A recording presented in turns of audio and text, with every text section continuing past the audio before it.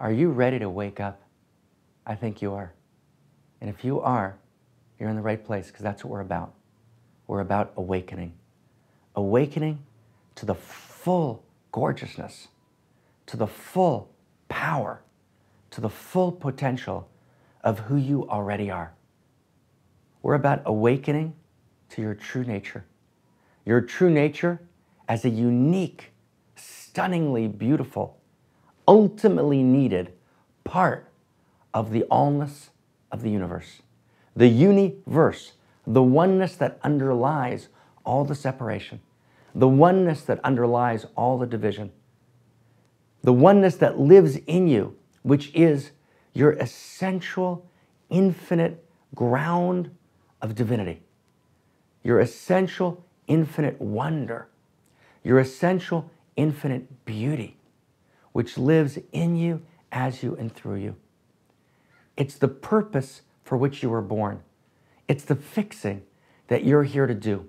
It's the realization that there never, ever was, is, or will be the unique expression of infinite wonder of divinity that is you. It's the realization that God is having a Michael experience, God is having a Jan experience, God's having a Marc experience, God's having a Timothy experience, and that the divine needs you in order to fully love.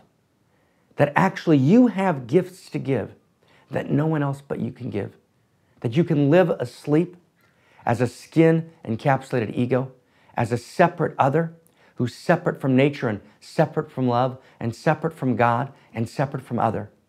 Or you can realize that even as you're fully unique and beautiful, you're part of the larger whole, and the larger whole needs you. There's something for you to do. There's a song for you to sing. There's a gift for you to give. There's a poem for you to write.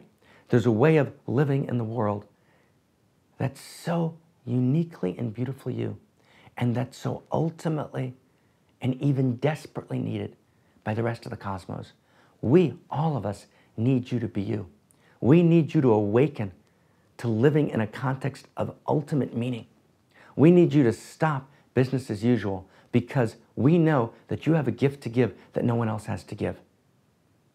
We're here to convene a great gathering of virtual and virtuous reality in which all over the world people gather and say, I'm here to stand up and be counted. As part of not this religion or that religion. The religions are beautiful. They have so much to offer and so many gifts to give. You can be Catholic or Jewish or Buddhist or Taoist or Aboriginal, right, or Protestant. But from that place, when you're in your religious system, you also realize that you're a dual citizen.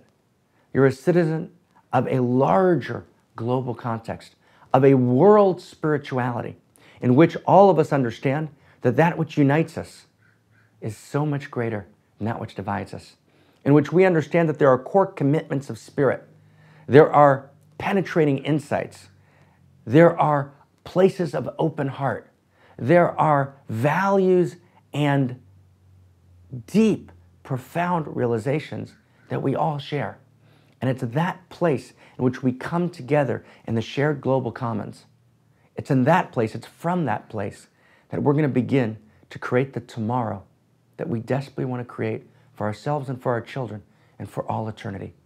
It's when you realize, when I realize, when we realize together that we live in an evolutionary context and that 13.8 billion years of evolution all led up to this moment in which you choose, in which you chart the next step, in which you understand, as physics teaches us, that every move you make, every decision you take will ultimately affect how it all unfolds, in which you're standing for goodness, in which you're standing for integrity, in which you're stopping business as usual and stepping in and standing for goodness, for justice, for depth, for wholeness, actually makes a difference. It makes the entire difference.